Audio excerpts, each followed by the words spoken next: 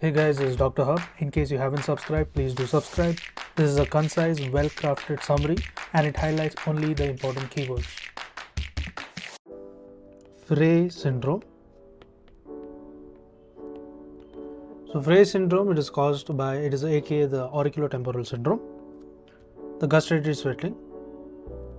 Now this is caused by an injury to the auriculotemporal nerve.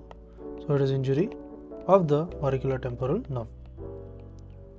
And this leads to the aberrant cross innervation. So there is an aberrant cross innervation that is seen. So it results in the stimulation of the parasympathetic secretomotor fibers and that supply the sweat glands. And here the clinical features is that there is autonomic stimulation. So autonomic stimulation, and this occurs upon the tasting the food or smelling food. So upon tasting as well as the smelling the food.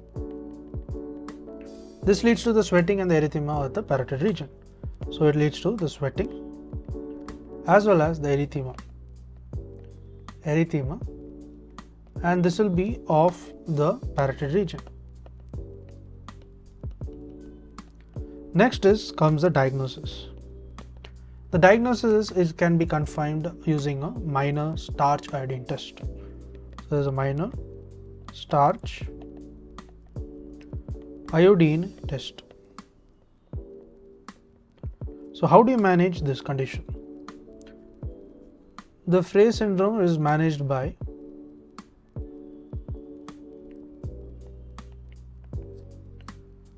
the antiperspirant application. Next is the Botox injection as well as the tympanic neurectomy in case of the non-responding cases. To learn and grow daily like this, please do subscribe.